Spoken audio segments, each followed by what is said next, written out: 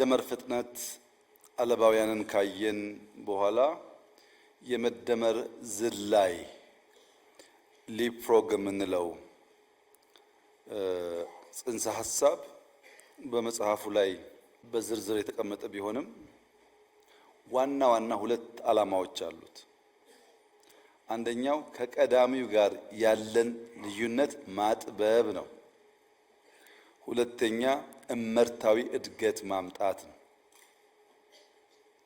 ሌሎች የረገጡትን ሁሉ መርገጥ ተገቢ አይደለም። ውጤት አይተን ከዚያ መማር እንችላለን። ጊዜ ወሳጅነትን ማሸነፊያ፣ የአርፋጅነት ፈተናን ማሸነፊያ መሆን አለበት። ከሌሎች ስኬትና ውድቀት መማር፣ ከሀገርም ከሀገር ውጭ መማር ያስፈልጋል። ግን እያንዳንዱን ዱካ መከተል ውጤታማ አያደርግም ብሎ ይነሳል። ይህ መደመራዊ የዝላይ የሽግግር ሂደት አንደኛ ወደ ውጤት መቀየር፣ ወደ ሌላ መሻገር፣ ወደፊት መስፈንጠር በውስጡ ይዛል። ነባር አቅሞችን ወደ ውጤት መቀየር አሉ አቅሞች እዚህም እዚያም። አዳዲስ ዘርፎች መፍጠር፣ ወደዚያ መሻገር። በዘርፎች ውስጥም የሚፈጠር ሽግሽግን መከወን። አዳዲስ የመልማት አቅሞች ማውጣት፣ አዳዲስ የገበያ ዕድሎችን መፍጠር፣ ያለን አቅም ማዘመን፣ ወደ ዓለም መስፈንጠር፣ መዋቅራዊ ሽግግር ማረጋገጥ፣ ዕውቀት እንደ ምርት መጠቀም።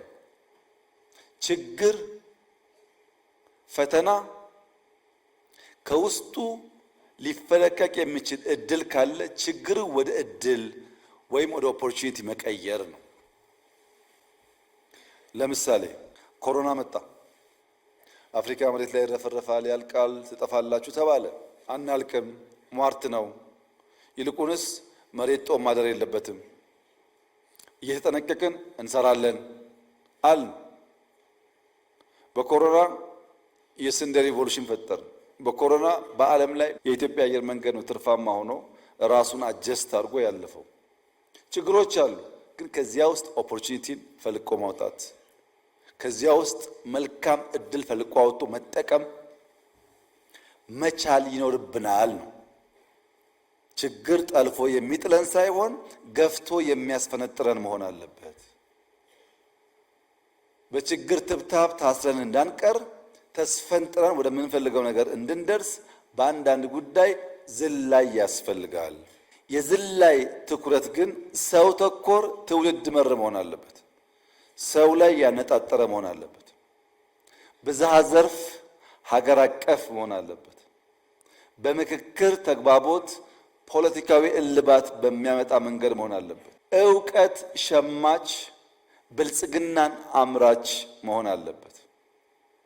ቀደም ብዬ እንዳነሳሁት ዱካ መከተል ቀላል ቢሆንም ዳሩ ግን ከሚፈለገው ግብ አንጻር ባጠረ ጊዜ ለመድረስ አያስችልም። አንድ ሰው ከዚህ እስከ አዳማ በእግሩ ሲሄድ ያን ዱካ ተከትለን ብንሄድ እሱ የወሰደበትን ጊዜ ያክል ይወስድብናል። መኪና፣ ሳይክል፣ አቋራጭ ብንጠቀም ግን ባጠረ ጊዜ እናሳካዋለን። የእድገት መሰላሉን ደረጃ በደረጃ ለመውጣት መሞከር ሀብትና ጉልበት ያባክናል። ያስፈልጋል መሰላል፣ ግን እያንዳንዱን የላዳር ቼን መርገጥ የለብንም።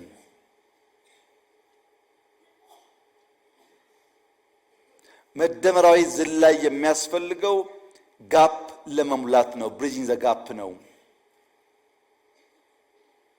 እመርታ ከቢግ ጃምፕ ውጪ ከሊፕፍሮግ ውጪ ሊመጣ አይችልም የሚል እሳቤ በውስጡ አለው። ምን አየን?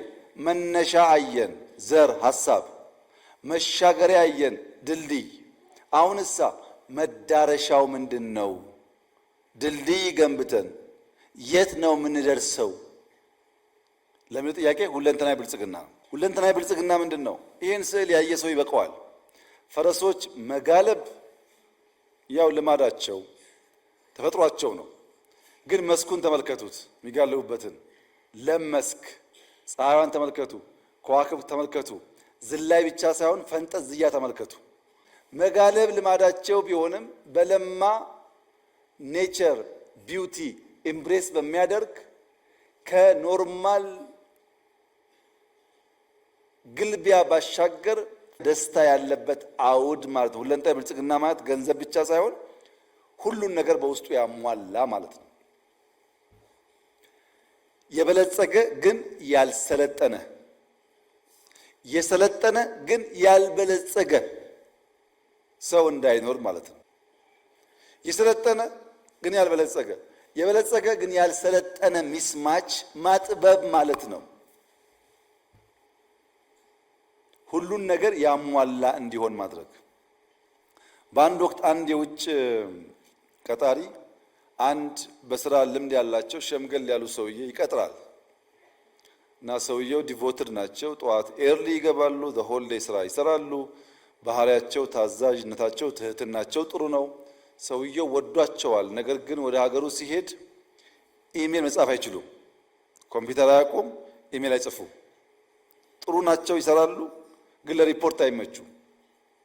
ኢሜል ስለማያውቁ ወጣት አወዳድሮ ይቀጥራል። እሳቸው ይሰራሉ፣ አንተ ደግሞ አግዛቸው ኢሜሉ ምናምን ብሎ ይቀጥረዋል። ይሄ ወጣቱ ልጅ ኢሜል 10 ደቂቃ ይፈጅበታል። እንግሊዝኛ ችግር የለበትም፣ ኮምፒውተር ችግር የለበትም። ጻፍ ካደረገ በኋላ ፌስቡክ ነው። እሳቸው ከውጭ ሲገቡ አይነሳም። ደሞዝ እየተከፈለው ታላቅ ሲመጣ የማይነሳ ስራ የማያከብር በስራ ሰዓት የግሉን ጨዋታ የሚጫወት እና ሰውየው ሲመጣ ሊግባቡ አልቻሉም። ሲጠይቃቸው ትህትና የለውም፣ ግብረ ገብነት የለውም፣ የስራ ኤቲክስ አያከብርም፣ ለታላቅ አይነሳም። 10 ደቂቃ ሰርቶ 10 ሰዓት ይቀልዳል፣ ቲክቶክ ያያል። ደሞዝ የሚከፈለውን በስራ አይተገብርም ይሉታል። ልጁስ ሰውየው በጣም ኋላ ቀር ናቸው። ቲክቶክ የሚያስቅ በጣም ፕራንክ ልኬላቸው አይስቁም እና ዝም ብሎ ሙድ የላቸውም። ስራ እየሰሩ መዝናናት አይችሉም። ካልቸር ዲፍረንስ ነው። እሳቸው የሚያስቡበት ቫልዩ አላቸው፣ እሱ የሚያስቡበት ቫልዩ አለ። ሁለንተናዊ ማለት ምንድን ነው? ትጋትና ዘመን የዋጀ ብቃት ደምሮ መያዝ ማለት ነው። ትጋትና ዘመን የዋጀ ብቃት ግን ካልቸር ደግሞ ያበላሸ መሆን የለበትም ማለት ነው። ግብረ ገብነት ያጠፋ መሆን የለበትም ማለት ነው። ሁለንተናዊ ብልጽግና ስንል ያንን በሙሉነት ማረጋገጥ ነው። አማዱስ ኢኮኖሚ ለሁሉም ከሁሉም በሁሉም ሲፈጸም ነው። ፖለቲካ አካታችና አሳታፊ ሲሆን፣ ማህበራዊ ትውልዳዊ ልማትን የተንተራሰና ያሰበ ሲሆን፣ አንድ ባንድ እንያቸው። ኢኮኖሚው መዋቅራዊና ሰው ወለድ ጭቆና ይወገድ ነው ያልነው። በእኛ ስርዓት ውስጥ ሲስተሚክ ጭቆና አይኖር። የሲቪክ ባህል መጎልበት አለበት። ክልሎች ኢምፓወር ይደረጉ። የነገዋን ሀገር ዛሬ እንስራ። እውቀት ቴክኖሎጂን ኢምብሬስ እናድርግ። እሳቤው ይሄ ነው። አሁን ተቃርኖዎች አሉ። ለመልማት ማ ከለከለህ? ኦሮሚያ እኮ በእርሻ በጣም ተሻሽሏል። ማን ከለከለህ እንዳታርስ? መሬት የለህም፣ ውሃ የለህም። አዲስ አበባ ኮሪደር እኮ ሪቨር ሳይድ ተአምር ነው። ማን ከለከለ? ሪቨር የለህም አንተ ጋር። ዩ ሃቭ ቱ አስክ ዩርሰልፍ ማን ከለከለ? ኢምፓወርድ ነህ። ክልል ላይ እንደፈለክ እንድትሰራ ኢምፓወርድ ነህ። በቀና መንገድ ተወዳድረን ያለን ለማውጣት ነው የምንሰራው። ግን ፖሊሲው፣ አሰራሩ፣ ስልጠናው አንድ ነው። ልምዱ አንድ ነው። ለምሳሌ ከተማ ላይ ሰምታችሁ ሊሆን ይችላል። የከተማ ሀሳቤ ሲነሳ በኢትዮጵያ ያሉ ከተሞች ከንቲቦች እኔ ቢሮ መጥተው ከተማ እንዴት እንደሚሰራ እንዴት እንደሚመራ ገለጻ አቅርቤላቸው አሳቢ ሰጥቻቸው ሄደው ከሆነ ጊዜ በኋላ አዲስ አበባ ደግሞ ስራ ሲጀምር ኮሪደር መጥተው ስንጀምር ጎብኝተው ከዛ ደግሞ የመጀመሪያው ኮሪደር ሲያልቅ ተጠርተው መጥተው እንዴት እንደተሰራ አይተው ነው ሄዱት። ማን ተማረ አላቅም። የምንጠብቀው ነገር ሁለንተናዊ ብልጽግና የምናስብ ከሆነ ለሁሉም ያስፈልጋል፣ ግን ከሁሉም ያስፈልጋል። መፍጠር ለሁላችንም የተፈቀደ ስለሆነ አትልማ የሚል ነገር ካለ ያኔ ጥያቄ ይነሳል። አቁም እኛ ሳንሰራ እንዳሰራ የሚል ነገር ካለ ችግር ነው። ኢኳል ኦፖርቹኒቲ ባለበት ቦታ ላይ ግን ፈጥረህ ከባቢ መቀየር የሁላችን ስራ መሆን አለበት እንጂ አንዱ አንዱን ጠብቆ አይሆንም። መነሻ ሐሳብ፣ መሻገሪያ ድልድይ፣ መዳረሻ ብልጽግና ካልን በኋላ ተሻጋሪው ማን ነው? ማን የሚሻገረው? የሚሻገረው ትውልድ ነው፣ አንተ አይደለህም። ብልጽግናን የሚያጣጥመው ትውልድ ነው። ባለቤት እንዳለው ያንተ ሚናና ስራ ምን እንደሆነ ካወቅ እናሳካዋለን። ከተቀላቀለ ግን አናሳካውም። ትውልድ ስንል አንደኛ ኢትዮጵያ ምን ትምሰል?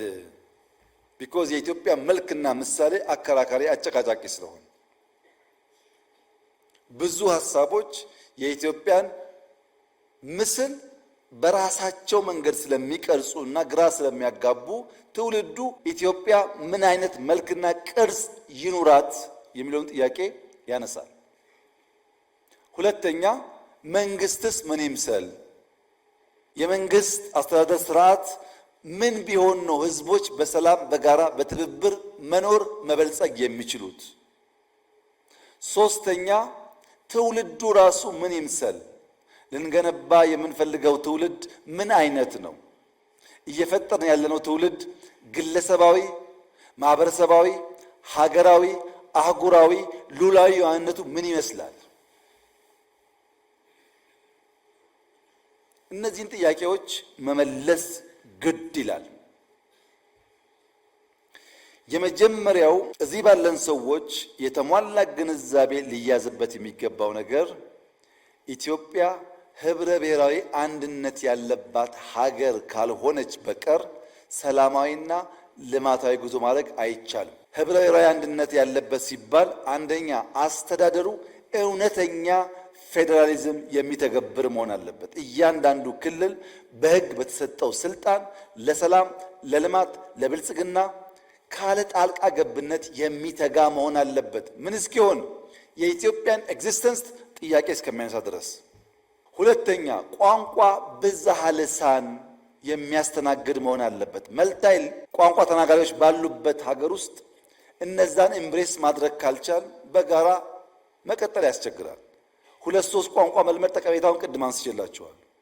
ሶስተኛ ማንነቶች ብዝሃ ማንነት የሚያቅፍ መሆን አለበት።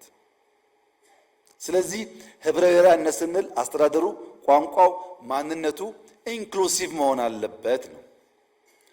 የወንድማማችነት እሴት ሲባልስ ሌላውን እንደራሱ የሚመለከት ብሔርና ሀገራዊ ብሔርተኝነትን ማስታረቅ የሚችል እኔ ኦሮሞ ነኝ፣ ምንም ችግር የለውም። ኦሮሞነቴ ኢትዮጵያዊ መሆኔን የሚያሰቃየኝ መሆን የለበትም። እኔ ሰው ነኝ፣ እኔ አብይ ነኝ፣ እኔ ወንድ ነኝ። እነዚህ ማንነቶችን አስታርቄ መጓዝ የሚችል መሆን መቻል ይኖርብኛል። አንደኛው ገዝፎ ሌላውን በማኮስመን አብሮ መኖርን የሚያጠፋ እንዳይሆን መጠበቅ ያስፈልጋል። ሶስተኛው የሲቪክ ባህል ይጎልበት ሲባል በስምምነት በመግባባት የጋራ አስታራቂ ተቋማት እና ህጎች መፍጠር ያስፈልጋል። ለዚህ ነው ህገ መንግስቱን እኛ ስልጣን ስላለን አንቀደውም፣ ተወያይተን ህዝብ አወያይተን የህዝብ ግብአት ወስደን ዘላቂ የሆነ ነገር ለመስራት ጊዜ ቢወስድም እንድከም ያለው አሳታፊ መሆን ስላለበት። ቀጠናዊ ትስስር ላይ ከሁሉም ጎረቤቶች በሰላም አብሮ ማደግን ታሳቢ ያደረገ በጋራ ለማደግ ጥረት የሚያደርግ በንግድ በኢኮኖሚ የሚተሳሰር መሆን አለበት። ይሄ ማለት ናሽናል ኢንተረስት ኮምፕሮማይዝ የሚያደርግ መሆን የለበትም። ሶስት የግንባታ መሪዎች አሉት ትውልዱ። መደመር አፍርሶ የመጀመር የፖለቲካ ባህል ለኢትዮጵያ አይጠቅምም፣ መቆም አለበት ብሎ ያምናል። ስለዚህም ማስተካከል፣ ያለፉ ስህተቶች የሚያርም የሚያርቅ፣ ማስፋት፣ የቀደሙ ድሎች ጠብቆ የሚያሰፋ፣ ማበርከት፣ ለዛሬና መጪው ትውልድ ጥቅምና ፍላጎት የሚሰራ ሐሳብና ተቋም፣ ሀብት፣ ወረት ማንበር ማቆየት ያስፈልጋል። በምን ስትራቴጂ ነው የምንገነባው ያላችሁ እንደሆነ አንደኛው በጎ ፈቃድ፣ ማገልገል፣ መስጠት፣ መሰጠትን ልምምዱ ባህሉ ያደረገ መሆን አለበት። በጃፓን ሀገር ጽዳት አስቸገራቸው ይባላል እና መንግስት ልጆች ከትምህርት ሰዓት ውጪ አካባቢያቸውን እንዲያጸዱ ያስገድዳል። ልጆች ካጸዱ በኋላ እየተለመደ ሲሄድ ወላጆች ሶፍት ሲጥሉ ልጆች አንሺው አንሳው ይላሉ። because እነሱ ስለሚያጸዱት ጠባቂ ሆኑ። በዛ መንገድ ባህል ተፈጥሮ አሁን ጃፓን ቆሻሻም ማየት ብርቅ ነው፣ ጩኸትም ብርቅ ነው። እዛ እንደዚህ ውከት የለም። ሰው በሰላም ካመመው መተኛት ይችላል፣ ከደከመው ማረፍ ይችላል። እዚህ አይቻልም። ያን የሚቀይር ትውልድ ያስፈልጋል። ሁለተኛ ዲጂታል አርበኝነት። ዲጂታልን ኤምብሬስ ካላደረገ መጪው ዘመን መዋጀት አስቸጋሪ፣ አታካች፣ አደገኛ ስለሚሆን ቴክኖሎጂን ኤምብሬስ የሚያደርግ መሆን አለበት። 5 ሚሊዮን ኮደርስ ያልነው ለዛ ነው። 5 ሚሊዮን ኮድ የሚጽፉ ልጆች ካሉ ቴክኖሎጂ መሸከም ይችላሉ። ቢኮዝ ከ5% ያላነሰ ሰው ኮድ የሚጽፍ አለን ማለት ነው። አሁንም ኢንቨስት የምናደርገው 5 ሚሊዮን ኮደርስ ለነገው አስተማማኝ ፋውንዴሽን ይሆናል። ሶስተኛው የትምህርት ተሐድሶ ኦል ኢንተሊጀንስስ የሚያነቃቃ መሆን አለበት። እኛ እየመራ ያለን ሰዎች ከሁሉ በላይ ኢሞሽናል ኢንተሊጀንሳችን ያደገ መሆን አለበት። ሌላውን የማናቃቸውን ጉዳዮች ኤክስፐርቶች መጠቀም እንችላለን። ኢሞሽናል ኢንተሊጀንሱ ዊክ የሆነ ሰው ግን ችግር ነው፣ በጣም ችግር ነው። ለምሳሌ አንዳንድ ሰዎች ከሳይዛቸው በላይ ከስራቸው በላይ ያስጮሃሉ። በቴክስት ስራቸው አይጮሁም፣ እነሱ ያስጮሁታል። የላቁ የተሻሉ ለመሆን ያስተቃዩናል በቴክስት ግን ምን እያደረጉ ነው ስንል ቢሮአቸው አይጮሁም፣ አይናገርም ስራቸው። ይሄ የኢሞሽናል ኢንተሊጀንስ ችግር ነው። ሰው ሊያቅ ይችላል ያለሁበትን ነገሩ አለመገንዘብ ማለት ነው። ከሚሰሯቸው ሰዎች ጋር ሰላም የላቸውም፣ ሌላ ስራ ግን ይመኛሉ። ባሉበት ሰላም የለም፣ ኢንዱስትሪው ሰላም የለውም፣ ግን መንግስት አዳዲስ ስራዎች እንዲያመጣ ይጠብቃሉ። ሊኒየር የሆነ ኤክሰለንስ፣ ሊኒየር የሆነ እድገት በሌላው ነገር ዝቅ ያደርጋል ማለት ነው። በሆነ ጉዳይ በጣም ጎበዝ ሆነን በሆነ ጉዳይ ዜሮ ከሆነ ይጓተታሉ። ኢሞሽናል ኢንተሊጀንስ ላይ ሆሊስቲክ የሆነ ኢንተሊጀንስ ላይ ካላደገ በቀር በማትማቲክስ፣ በፊዚክስ፣ በኢንጂነሪንግ ብቻ መጎበዝ ሰውየው ሙሉ ያደርገው። ያ ደግሞ ማህበረሰብ አይገነባም፣ ተቋም አይገነባም ማለት ነው። የኛ ትምህርት ስርዓት ሁሉን ኢንተሊጀንስ የሚያነቃ የሚያነቃቃ መሆን አለበት። የባህል ኢንዱስትሪ፣ የባህል አብዮት፣ የሥራ ልምምድ፣ ትርፍ ሰዓት መስራት፣ በመንቀሳቀስ ውስጥ ያለ ልምምድ መፍጠር ያስፈልጋል ማለት ነው። ይሄ ማን ነው? ትውልዱ ላይ ይሄንን ስንሰራ ነው የሚሻገር የሚያነብር የሚያቆይ የሚያጸና ትውልድ የሚፈጠረው። መነሻል፣ መሻገሪያል፣ መድረሻል፣ ተሻጋሪያል። ማን ነው አሻጋሪው? አሻጋሪው የኃላፊነት መቀላቀል ካለበት የመሸከም ተግባር ተሰጥቶት እንድንሸከመው ከፈለገ ይዛባል ማለት ነው። የአንተ ስራ መሸከም ነው። ሰርቶ በላህ እዚህ ያለው ተሸክመህ ድልድይ ሰርተህ ትውልድ ሰርተህ ማሻገር ነው ያንተ ፋንታ። ኢንጆይ የሚያደርገው ያ የተሻገረው ትውልድ ነው። እኔው ሰርቼ እኔው ገንብቼ እኔው ኢንጆይ አድርጌ እኔው አርፌ ካልክ ይቀላቀልና አይመጣም፣ ውጤቱ አይሳካም። አሻጋሪ ያልነው መንግስት ካለንበት አረንቋ ወደምንፈልግበት ብልጽግና የማሸጋገሪያ መንገዱን የዘመነ ማህበረሰብ የበለጸገ ማህበረሰብ ለመፍጠር 2-3 ነገሮች ማየት ተገቢ ይሆናል። የሽግግር ተዋንያን ሚና በመደመር በግልጽ እንደተቀመጠው መንግስት፣ ገበያ፣ ማህበረሰብ ሁል ጊዜ ርዕዮተ ዓለሞች በእነዚህ ጉዳይ ይሽከረከራሉ። ሼራቸውን ወደ መንግስት፣ ሼራቸውን ወደ ገበያ፣ ሼራቸውን ወደ ማህበረሰብ በማጉላትና ሌላውን በማኮሰስ የተሞከሩ ሙከራዎች በዓለም ላይ ያስገኙት ውጤትና ስብራት ታይቷል።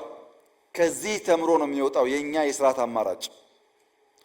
የገበያ ጉድለት፣ የመንግስት ጉድለት፣ የስርዓት ጉድለት አለ። አንደኛ በሊበራል ስርዓት ውስጥ ካፒታሊዝም የሚባለው መነሻ የሚያደርገው የመንግስት ጉድለት አለ። ፕራይቬት ኢንቲቲስ ወይም ፕራይቬት ኢንዲቪጁዋልስ ቢዝነስን ኦውን እና ኮንትሮል ማድረግ አለባቸው። ሚንስ ኦፍ ፕሮዳክሽን፣ ዲስትሪቢዩሽን ኤንድ ኤክስቼንጅ ኦፍ ጉድስ ኤንድ ሰርቪስስ በፕራይቬት ኢንቲቲ ቁጥጥር ስር መዋል አለበት። ይህ በሚሆንበት ሰዓት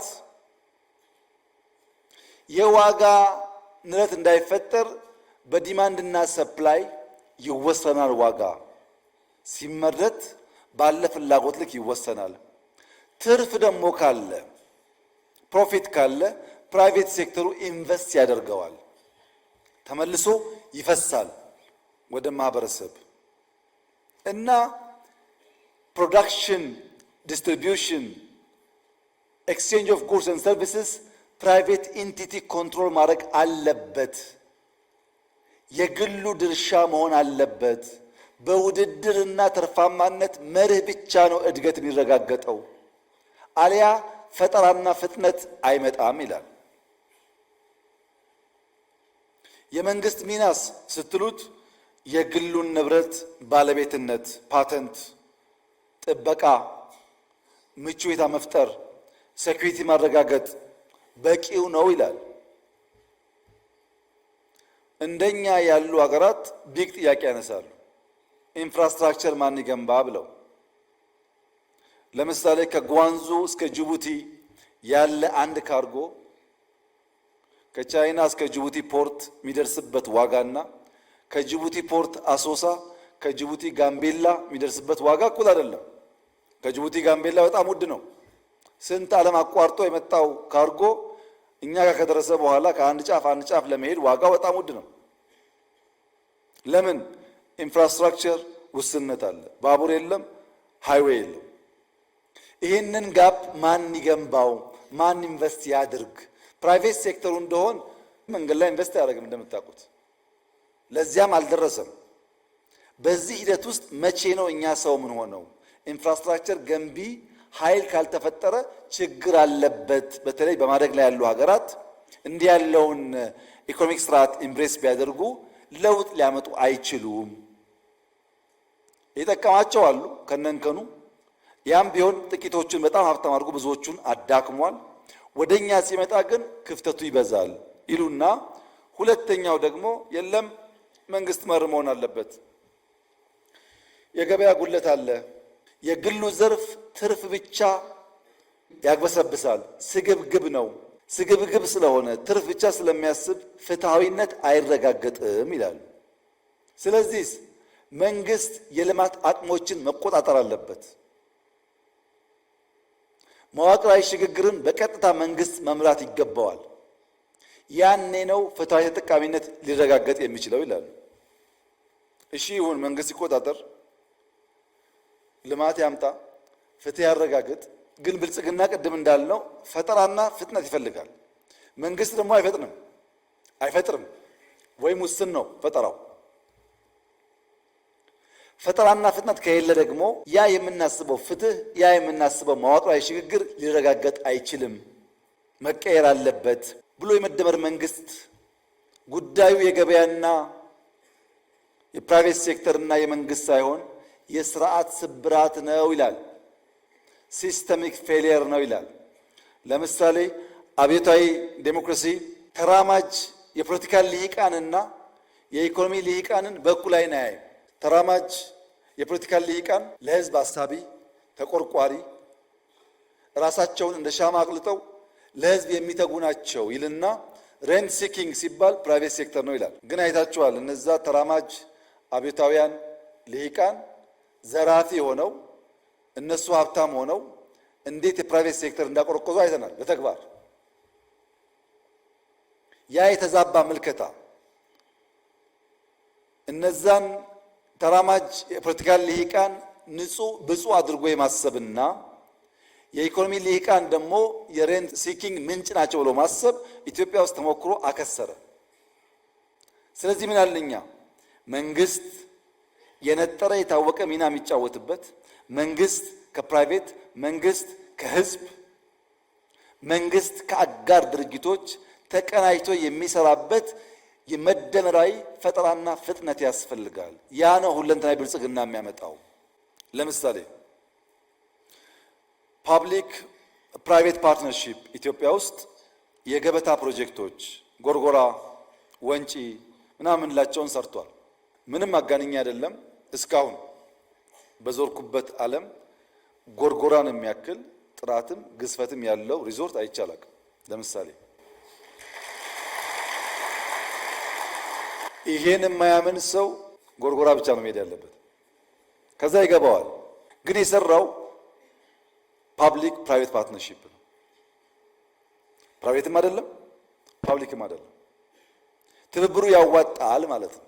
ወንጪ ባለፉት 3 ወራት 3 ወር ብቻ 10,000 የሳውዲ ሰዎች ወንጪ ጎብኝተዋል። 10,000 ሳውዲ ብቻ። ቦታ የለም፣ አልጋዋ ትንሽ ናት፣ ድንኳን እያሰሩ ማለት ነው።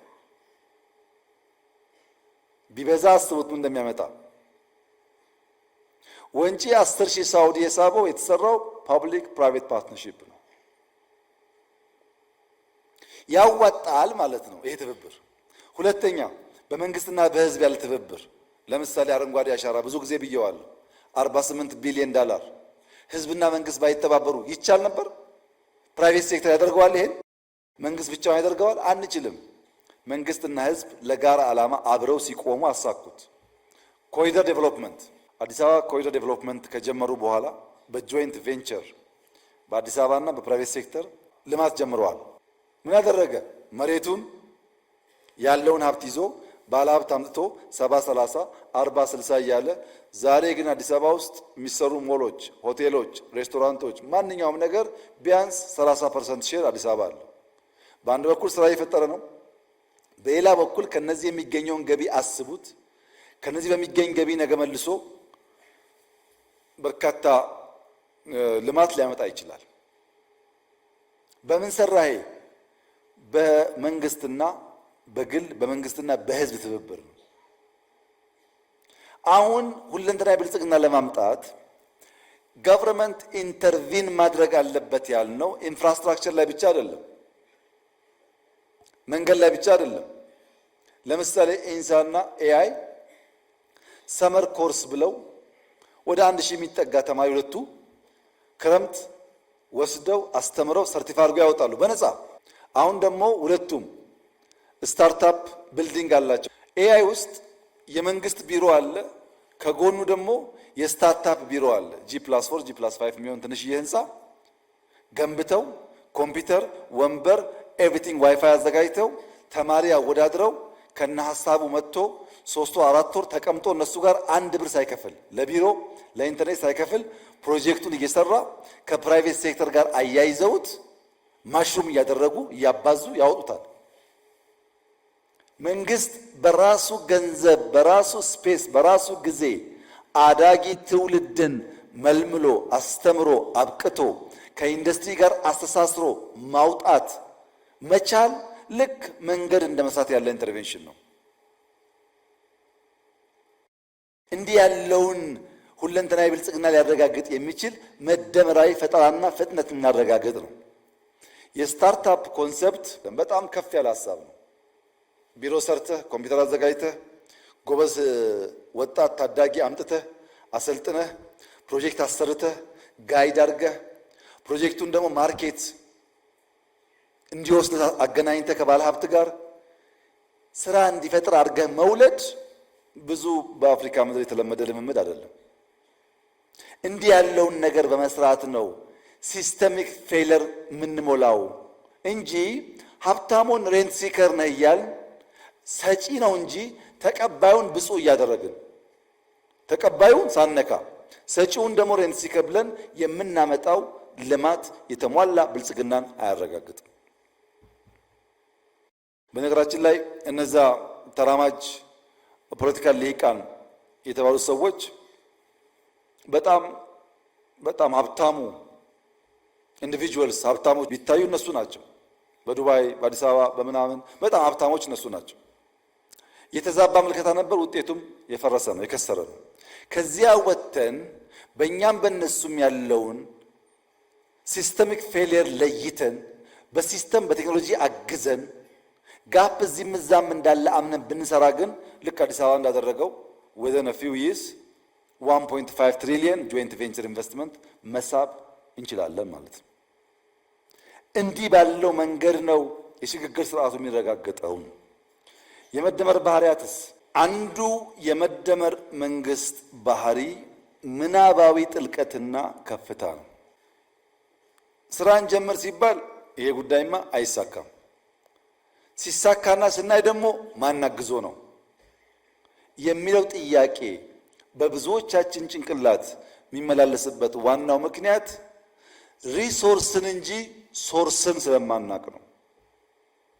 የሶርስና የሪሶርስ ዝምድናን በትክክል ያልተረዳ ሰው የሚያገኘውን አንጡረ ሀብት፣ አንጡረ እውቀት፣ አንጡረ ጉልበት ደምሮ ፍሬ ሊያፈራ አይችልም።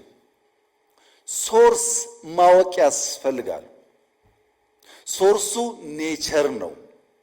ሪሶርስ ከዛ የሚቀዳ ነው። ሂውመን ሪሶርስ ሲባል የሂውመን ባለቤቱ ሶርሱ ኔቸር ነው። ማይኒንግ ሲባል ሶርሱ ኔቸር ነው። ማይኒንግ ከሶርስ የተቀዳ ሪሶርስ ነው። ብዙዎቻችን ሶርስን ሳናይ ሪሶርስ ከሪሶርስም የካፒታል ሪሶርስ ብቻ ስለምናይ ሌሎችን አናንቀንና ሳንሰን አሰናስለን የምናመጣውን ልማት ማሰብ አንችልም። ምናባዊ ጥልቀትና ከፍታ ያለበት ምክንያት መደመር አይዲያ ማለት ምን ማለት ነው? ስርወ ቃሉ የቃሉ መሰረት አይዲያ ማለት ቱሲ ማለት ነው። አይዲያ ማለት ማየት ማለት ነው። በኋላ አድጎ የተሰናሰለ ሐሳብ የሚለው ጥቂቷን ዘር ከማየት ተነስቶ የሚሰናሰል ሐሳብ ሆኖ ንድፍ ሆኖ የሚተላለፈው። ኢማጂኔሽን ማለት ምን ማለት ነው? ኢሜጅ ማለት እኮ ነው። ኢማጂን ማድረግ ኢሜጅ ከማድረግ ይመጣል። ከዚህ ቀደም በተደጋጋሚ እንዳሳሁላችሁ የሌፍት ማይንዳችንና የራይት ማይንዳችን ስራ ለየቅል ነው። የሌፍቱ ኑሜሪክ አናሊሲስ ሊንግስቲክ ነው። ማድመጥ፣ መረዳት፣ መናገር የሌፍት ብሬናችን አካል ነው። በኢሜጅ ማየት ግን የቀኙ ነው። ኢማጂኔሽን በቀኝ ጭንቅላት የሚሰራ ነው። ቀኙን አደንዝዞ ግራውን ብቻ መጠቀም ወይም ግራውን አደንዝዞ በቀኙ ብቻ ማየት ሙሉ ብልጽግና አያመጣም። መሰናሰል አለበት። ምናባዊ እይታ በጊዜና በቦታ ያልተገደበ ተሻጋሪ ምልከታ ሊኖረን ይገባል። ጊዜ ሳይገድበን፣ ቦታ ሳይገድበን አርቀን አጥልቀን ማየት መቻል አለብን። ሶስት አጥሮች ተሻግረን ማየት ስንችል ነው ኢማጂኔሽን ውጤታማ የሚሆነው። አንደኛ የእውቀት አጥር፣ በእውቀት ውስንነት ሳንገደብ፣ የቦታ አጥር፣ የጊዜ አጥር ተሻግረን ማየት ስንችል ነገን አስበን ዛሬ ለመገንባት ያግዘናል። በጊዜ ክፍልፋይ ውስጥ ተጨባጩ ዛሬ ነው። የሚጨበጠው ዛሬ ነው። ስለ ትናንትና ማወቅ ይቻላል፣ ማጥናት ይቻላል፣ መለወጥ ግን አይቻልም። ትናንትናንም በሙሉ ማወቅ አይቻልም። የተጻፈው ብቻ ነው ያለው፣ ብዙ የቀሩ ጉዳዮች ስላሉ እሱንም መቀበል እንጂ መለወጥ አይቻልም። ነገ ደግሞ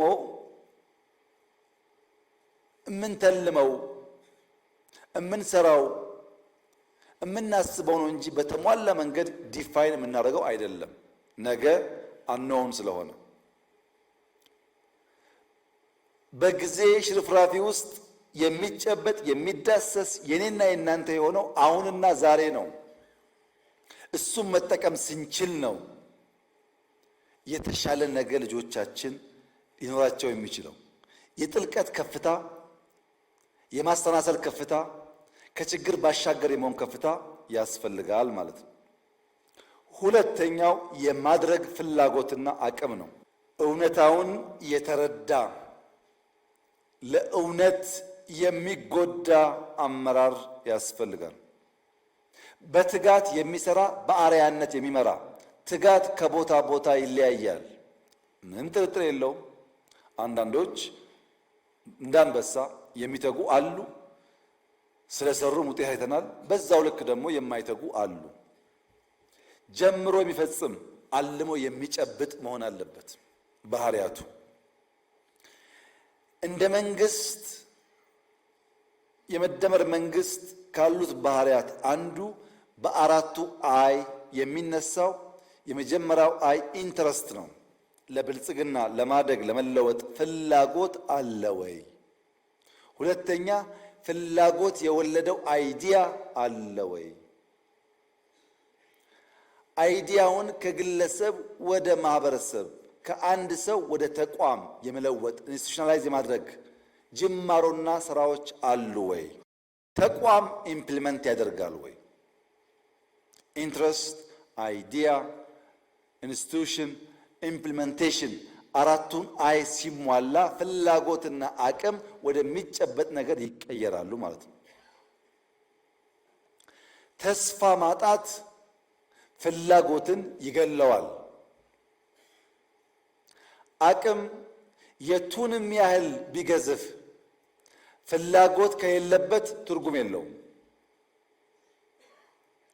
ተስፋ በማድረግ ፍላጎት መጨመር፣ ፍላጎት በመጨመር የማድረግ አቅም ማሳደግ ያስፈልጋል። የተያያዙ ጉዳዮች ናቸው። ፍላጎት ለመኖር ለመዝለቅ ለመቀጠል ሁላ የሚያስፈልገን ነገር ነው። በ1950ዎቹ ሳይንቲስቶች አንድ ምርምር አካሂደው ነበር። አይጦች ላይ በርከት ያሉ አይጦች ወስደው ኤክስፐሪመንት ሰሩ። አይጦችን በውሃ የተሞላ ገንዳ ውስጥ ጨመሯቸው። እነዛ አይጦች ለ15 ደቂቃ ብቅ ጥልቅ እያሉ ራሳቸውን ለማዳን ሙከራ አደረጉ። ከ15 ደቂቃ በኋላ መውጣት አንችልም፣ የመዳን ተስፋው የመነመነ ነው ብለው ያን ኤፈርት አቋርጠው ወደ ውሃው መስጠም መግባት ጀመሩ። ብቅ ጥልቁ እየቀረ መስመጥ ጀመሩ። ያኔ ሳይንቲስቶች ተስፋ እንደቆረጡ አውቀው አይጦቹን አወጧቸው። ከተወሰነ ጊዜ ቆይታ በኋላ ሁለተኛ ጊዜ በመሰል ገንዳ ውስጥ አስገቧቸው። እነዛ 15 ደቂቃ ሞክረው ተስፋ ቆርጠው የተው አይጦች በሁለተኛው ሙከራ 60 ሰዓታት እየወጡ እየገቡ ራሳቸውን ለማዳን ሙከራ አደረጉ። ስንት እጥፍ? 240 እጥፍ ቀድሞ ከነበረው ሙከራ ሞከሩ። ለምን? ባለፈው ሞክረው ስለዳኑ መዳን ይቻል ይሆናል ብለው ስላመኑ ከ15 ደቂቃ ወደ 60 ሰዓት አሳደጉት። ለምን? ተስፋ ስለያዙ። ይሄ ሳይንሳዊ ሙከራ ነው፣ ኤክስፐሪመንት ነው። ተስፋ ያለው ሰው፣ የሚሞክር ሰው፣ የሚተጋ ሰው፣ ነገን አርቆ የሚያይ ሰው የላቀ ውጤት ሊያመጣ ይቻለዋል። ያ ደግሞ እንዲሆን ተላማጅነትና ተለማጭነት ያስፈልጋል። አዳፕታቢሊቲ እና ፍሌክሲቢሊቲ ያስፈልጋል። ተመልከቷችን እስስት የምትባለው ማለት ነው። እዚህ ጋር የዚህኛውን ከለር ይዛለች፣ እዚህ ጋር የዚህኛውን ከለር ይዛለች። ራሷን አዳፕት አድርጋ ሰርቫይቭ ለማድረግ ከጥቃት ለመታደግ ሞክራለች። ይሄ የሚሰራባቸው ጊዜዎች አሉ። ፕራግማቲስት መሆን ያስፈልጋል። ፕሮግረሲቭ መሆንም ያስፈልጋል። ፕራዮሪታይዝ ማድረግም ያስፈልጋል። እዚህ ጋር ፕራግማቲክ ሆና አዳፕት ማድረጓ ጥሩ ቢሆንም አስፈላጊ በሚሆንበት ቦታ ደግሞ ፕሮግረሲቭ ሆና መዝለል ይጠበቅባታል። ይሄኛውን ደግሞ እንመልከት። የአሳው ጃር ይሄ ነው። ብዙ አሳ በትንሽ ጃር ውስጥ በትንሽ ውሃ ውስጥ አሉ። ይሄኛው አሳ ግን ወሰነ። ከፊት ለፊቴ ይሄን የሚያክል ጃርና ውሃ እያለ ዝም ብዬ አልቀመጥም ብሎ ከዚህ ዘሎ ለመግባት ሞከረ። ይሄ ሙከራ አደጋ አለው። ሞት፣ አለመከናወን፣ አለመሳካት ሊያስከትል ይችላል። እብድ ያስብላል። ጊዜያዊ ህመም ሊያስከትል ይችላል። ዘላቂውን ግብ አተኩሮ የማይነሳ ማንኛውም ሰው ሹክሹክታውን፣ ወሬውን፣ ሐሜቱን ከሰማ የሰላ ትጋት የማያደርግ ከሆነ በጩኸት የሚሸበር ከሆነ ይሄን አይሞክርም። ይሄ ሪስክ አለው። አልፎ አልፎ አዳፕታቢሊቲ ብቻ ሳይሆን ፕሮግረሲቭ መሆንም ያስፈልጋል። ሊፕ ማድረግ ያስፈልጋል። ይሄ አይነት ሙከራ ግን ሪስክ አልባ፣ ውድቀት አልባ፣ ጩኸት አልባ መሆን አይችልም። ከተለመደው ልምምድ ባሻገር ስለሆነ ጩኸቶች ይኖራሉ። ያን ለመሻገር የፈቀደ መሆን አለበት። የሽግግር ትስስር በመደመር መንግስት ውስጥ ሶስት ጉዳዮች ላይ ያጠነጥናል። አንደኛው መንደርደሪያ፣ ሁለተኛው መሻገሪያ፣ ሶስተኛው መስፈንጠሪያ ነው። መንደርደሪያው አቅምን ከችግር ማላቀቅ ነው። ችግርን ከአቅም ከእድል ማላቀቅ መንደርደሪያ ነው። መሸጋገሪያው መደላድል መሰረት መጣል ነው። መስፈንጠሪያው ማሳለጥና ማሳሰር ነው። ሰሞኑን ያያቸዋቸውን ሰብጀክቶች አንድ በአንድ ስናይ ከተማና ግብርና መንደርደሪያ ናቸው። አቅምን ከችግር ማላቀቂያ ናቸው። ቱሪዝምና ማዕድን መሸጋገሪያ ናቸው። መደላድል የሚፈጥሩ መሰረት የሚጥሉ ናቸው። ኢንዱስትሪ መስፈንጠሪያ ነው። ዲጂታል የሚያስተሳስር ነው። በጉብኝታችሁ ግብርና አይታችኋል፣ ከተማ አይታችኋል፣ በተወሰነ ቱሪዝም አይታችኋል፣ ኢንዱስትሪ አይታችኋል፣ ዲጂታል አይታችኋል። ለምን? መንደርደሪያ፣ መሻገሪያ፣ መስፈንጠሪያ፣ ማስተሳሰሪያ ሴክተሮቻችንን በድምር መገንዘብ እንድትችሉ ነው። አንድ በአንድ እንይ። ግብርና አንደኛ በአዲስ እይታ መምራት፣ የአመራሩን ሙሉ እገዛ መስጠት፣ የግሉን ዘርፍ ማሳተፍ፣ ማህበረሰቡን ባለቤት አድርጎ የስራው አካል ማድረግ ያስፈልጋል። ለምን? ግብርና አዳጊ ሟች ነው። ምርታማነት እየጨመረ ነገር ግን በእኛ ኢኮኖሚክ እድገት ውስጥ ያለው ድርሻ እየቀነሰ ነው የሚሄደው። እኛ ግብርናን እንደ አንድ መነሻ ሴክተር የወሰድነው አቅሙን ገና አሟጠን አልተጠቀምንበትም። ስለዚህ ከተረጂነት ወደ አምራችነት መቀየር አለብን። ያን ለማድረግ መሬቱ፣ ውሃው፣ ጉልበቱ አለ፣ ምርምሩ አለ፣ ሙከራዎች አሉ። በርትተን ብንሰራ ተረጂነት ታሪክ፣ አምራችነት የኛ የነገ መገለጫ መሆን ይችላል። ለዚህ ደግሞ የገጠር ሽግግር እናረጋግጥ። የገጠር ሽግግር ማለት በነፍስ ወከፍ አምርቶ ከመብላት ምንበላውን ለነገ የምናቆየውን ተሻግረን ለገበያ የምናወጣው ምርት ይኑረን። ከነፍስ ወከፍ ወደ ገበያ ይሸጋገር። በእያንዳንዱ አርሶ አደር ማሳ ያለው ከመብላት ያለፈ ይሁን። ለክፉ ቀን ከማቆየት ያለፈ ይሁን። ለገበያ የምናውለውን ያክል እናምርት። ያ እንድናደርግ ምርጥ ዘር እንጠቀም፣ ማዳበሪያ እንጠቀም፣ ኤክስቴንሽን ሙያተኛ እንጠቀም፣ ኩታ ገጠም እናድርግ፣ ማሽን እንጠቀም። ፖሲቢሊቲው አለ። ግብርናን ከአንድ ሲንጉለር ከሆነ እሳቤና አሰራር ወደ ብዝሃ ገጠር እንቀይረው። ግብርና ማለት እንስሳትም፣ አሳም፣ የባዮጋዝ ኢነርጂም መልታይ ዳይሜንሽናል አክቲቪቲስ ያሉበት መሆን ይችላል። ግብርና ሲባል በሬና ገበሬ ብቻ አይደለም። ከዛ ያለፈ ሚና እንዲጫወት ማድረግ ይቻላል። የአኗኗር ዘያችንስ ከመበተን ወደ መሰብሰብ፣ ከጭቃ ወደ ጡብ መሸጋገር አለበት። እንጨት ማገዶ ከመጠቀም ባዮጋዝ ወደ መጠቀም ማደግ አለበት። የአርሶ አደሩ አርሶ የማምረት ሂደት አይበገሬ መሆን አለበት። በክላይሜት ምክንያት የሚቆም መሆን የለበትም። እና ምን እናርግ? የጀመርነውን እናባዛ። አዳዲስ በየአካባቢያችን እንፍጠር፣ እንጀምር። በአርሶ አደሩ አርብቶ አደሩ ኑሮ ይገለጥ ለውጡ። አርሶ አደር ቡና ሽጦ ሀብታም ከሆነ አርብቶ አደር ወተት ሽጦ የተሻለ ኑሮ ካለው ላይፉን በመቀየር እናረጋግጠው።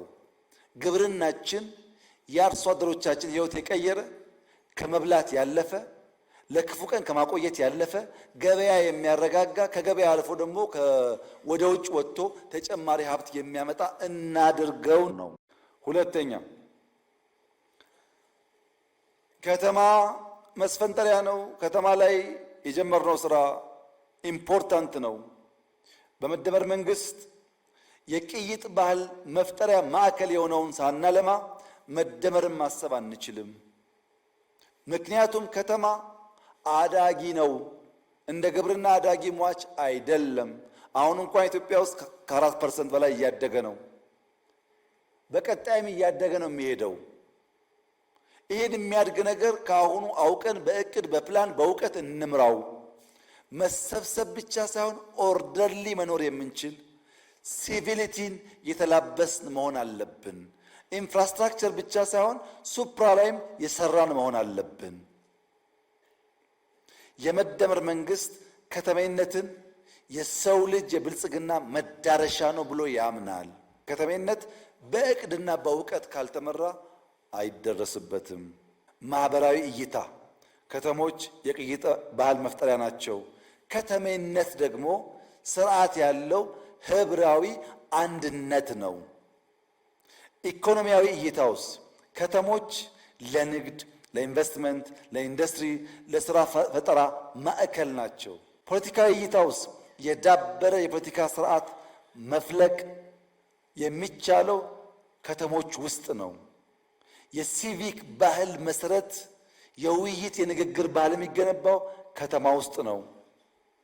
በእነዚህ ምክንያት ከተማና ከተሜነት በእውቀት መመራት አለበት እንጂ በከተማ መሃል ሽንት ቤት እንዲያልፍ ማድረግ፣ ከተማን ማቆሸሽ፣ ከዚያ በሽታ መውለድ ተገቢ አይደለም። ውሃችን ንጹህ ሆኖ ለጓሮ እርሻ መሆን ሲገባው አጠገቡ መቆም መኖር የማያስችል ሽታ እንዲፈጥር መፍቀድ ከተማና ከተሜነትን በወግና በቅጥ ካለ መምራት የሚፈጠር ችግር ነው። ለዚህም በአዲስ ራዕይና አስተሳሰብ እንምራ። ከግብአት እስከ ገበያ በፈጠራ ማገዝ አለብን። የግሉ ዘርፍ ተሳትፎን ማሳደግ አለብን። ማህበረሰብ ማስተባበር፣ ማሰራት፣ ማንቃት፣ ማስጠበቅ አለብን።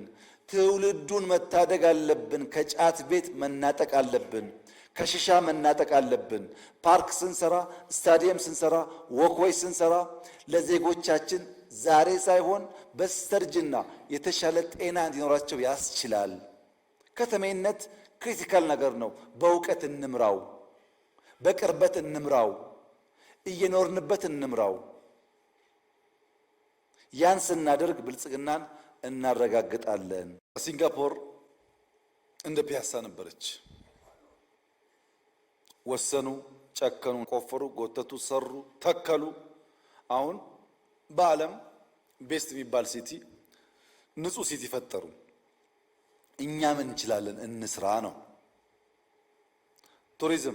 ቱሪዝምን ከቅርስነት ወደ ቁርስነት እንቀይረው ነው። ቅርሱ አለ፣ ግን ቁርስ መሆን አልቻለም። ትላልቅ ቅርስ ይዘን ወደ ቁርስ መቀየር ባለመቻላችን የገንዘብ ምንጭ መሆን የሚችሉ ቅርሶች መጠገን እንኳን ወደማንችልበት ደረጃ ወርደዋል። የኛ ቅርሶች ወደ ቁርስ ይቀየሩ። ወደ ቁርስ ለመቀየር ደግሞ ዘመኑን እንገንዘበው። አሁን ያለው ዘመን፣ አሁን ያለው ትውልድ፣ አሁን ያለ ጎብኚ ቫልዩ ፎር መኒ እና ኤክስፒሪየንስ ደምሮ የሚያይ ነው። ቅርስ ብቻ ስላለህ መጥቶ አያይህም። ለሚያወጣው ወጪ የሚመጣጠን ሰርቪስ፣ የሚመጣጠን ኢንቫይሮንመንት፣ የሚመጣጠን ሰላም መኖሩን ማረጋገጥ ይፈልጋል። ቢኮዝ አሁን ያለው እንደ ድሮ በጀልባ አገር አቋርጦ የሚጓዝ ሰው አይደለም። አትራክሽንስ አሉን፣ ግን ዴስቲኔሽን የለንም። አትራክሽንና ዴስቲኔሽን አዋህደን እንስራ። ማረፊያው በሌለበት አትራክሽን ስላለ ብቻ በበቂ ደረጃ ሰው አይመጣም። እንዳልኳችሁ ባለፉት 3 ወራት 10,000 የሳውዲ ዜጎች ወንጪን የጎበኙት አትራክሽኑ ብቻውን ባለበት ሰዓት አልመጡም። ዴስቲኔሽን ስለሰራን ጭምር ነው። ሁለቱ ተደምሮ መሆን አለበት። ማርኬትም ታርጌት እናድርግ። ሁሉንም ማሰብ አንችልም። ለኛ ኮስት፣ ለኛ ባህሪ፣ ለኛ ዌዘር የሚመጥነውን ሰው ለይተን እናምጣ። ለወንጪ የሚመች ቱሪስት አለ፣ ለአርባ ምንጭ የሚመች ቱሪስት አለ፣ ለጅጅጋ የሚመች ቱሪስት አለ፣ ለሐረር የሚመች ቱሪስት አለ። ያን ለይተን ለዚያ ቱሪስት እንስራ። ኢትዮጵያ ውስጥ በጣም በርካታ ፖቴንሻሎች አሉ። ከፖቴንሻሉ አንዱ ጋስትሮኖሚ ነው። ጋስትሮኖሚ በብዙ ሀገራት የቱሪስት አትራክሽን እየሆነ ነው ያለው። ጋስትሮኖሚ ማለት ሎካል ምግቦች ለዚያ ቱሪስት እንዲመች አድርጎ ማዘጋጀት፣ ከዚያም ባሻገር ደግሞ እሱም እንዲሳተፍ ማድረግ። ለምሳሌ እንጀራ ቅመስ ሳይሆን እንጀራ እንዲጋግር ማድረግ፣ ቀይ ወጥ ብላ ሳይሆን በሼፍ የታገዘ ትንሽ ፓርቲስፔት እንዲያደርግ ማድረግ፣ ቤስት ኤክስፒሪየንስ መፍጠር። ሰው አርባ ምንጭ ሄዶ በጣም በርካታ ሎካል ምግቦች አሉ። ሰርተን ስንሰራ እያሳየን በኦፕን ኪችን እንዲሳተፍ እያደረግን ቱሪስቱ እንዲበላ ብናደርገው አርባ ምንጭን ብቻ ሳይሆን ምግቡንም አይረሳውም። ጋስትሮኖሚ ማለት እሱ ነው። ጨንቻ አካባቢ ያለን ሸማ ከምናለብሰው ሸማ ሲሸመን ስራ ሞክር ብለን እንዲሰራ እያደረግነው ልብስ እንዴት እንደሚሰራም ብናሳየው ያ በራሱ ትልቅ የቱሪስት አትራክሽን መሆን ይችላል። ፋሽን ታይቶ የማይጠገብ ፋሽን ነው ኢትዮጵያ ውስጥ ያለው። ዋይልድ ላይፎች በጣም ብዙ ቦታ አሉ። አጥረን ብንጠብቃቸው በጣም ብዙ መጠበቅ የሚችሉ ቱሪስት መሳብ የሚችሉ አሉ። አልጠበቅናቸውም። አድቬንቸርስ አሉ፣ ሩጫ አለን፣ የሃይማኖት በዓላት አሉ። አሁን ለምሳሌ መስቀልን ብትወስዱ መስቀል አደባባይ የሚደረገው የመስቀል ፕሮግራም ብዙ ሀገር እኮ እንደዛ የለም። በጣም የሚያጓጓ ነገር ነው። እስላም፣ ክርስቲያን፣ አማኝ፣ አላማኝ ሁሉም ሰው ቢያየው ዘሆል ስርዓቱ በጣም የሚስብ ነው። ሌላውም የኛ በዓሎች በዛ መንገድ ለቱሪስት መስህብ እንዲሆኑ ማድረግ ይቻላል። ነገር ግን ለቱሪስት ሳቢ ለማድረግ ለሁሉ ነገር ስቶሪ ያስፈልጋል። የኛ ነገር ደረቅ ነው። መሳጭ ሳቢ ታሪክ የለውም። በሚድ 17 ሴንቸሪ አንድ ንጉስ ነበር በህንድ ሀገር ውስጥ ሻሃ ጃሃን ይባላል። የሻሃ ጃሃን የሚባል ንጉስ ሚስቱ በወሊድ ምክንያት ሙምታዝ መሃል የምትባል ሚስቱ ትሞታለች ስትወልድ። ለሙምታዝ መሃል ህልፈት መታሰቢያ እንዲሆን መቃብሯን 22 ዓመት የፈጀ ስራ ይሰራል። ይሄ ኪንግ የእሷ መቃብር 22 ዓመት የፈጀው መታሰቢያዋ ማለት ነው። ያው እንደ ሐውልት አስቡት።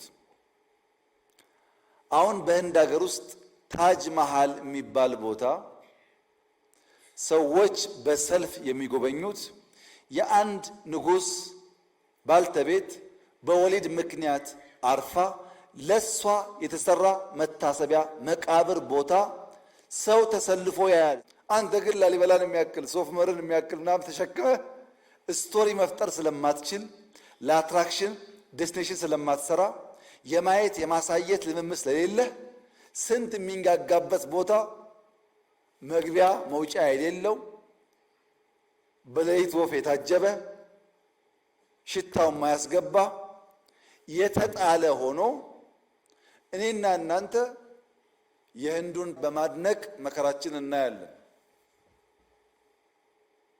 ስቶሪ በጣም ኢምፖርታንት ነው። መጀመሪያ ካፓቢሊቲስ ያሉንን ካፓቢሊቲስ አይደንቲፋይ እናድርግ። ብዙ ነገር ነው ያለው፣ እንወቅ። አንድ አይነት መሆን የለበትም። በየአካባቢ ያለውን ጸጋ ለይተን እንወቅ። ከዛስ ኮንሰርቭ እናርግ፣ ኮንቨርት እናርግ። ያወቅነውን እንጠብቅ። ወደሚታይ ወደሚጨበጥ ወደሚጎበኝ ነገር እንቀይረው። ጉብኝቱ ደግሞ እንዲያርግ ኮመርሻላይዝ እናድርግ። ይሄ የቱሪዝም ሚኒስቴር አይሰራውም፣ ጠቅላይ ሚኒስትር አይሰራውም፣ የክልል ፕሬዝዳንት አይሰራውም። እንደ ማህበረሰብ በጋራ ታሪካችን፣ ቅርሳችን፣ ቦታችን የማድነቅ የማወደስ የማክበር እና የማሳወቅ ስራ እንስራ። የሁላችን ስራ መሆን አለበት። ኮሌክቲቭሊ የሀገር ሀብት መሆኑን አምነን በሃሽታግ ፕሮሞት ብናደርገው ከፍተኛ ሀብት ሊያመጣልን ይችላል።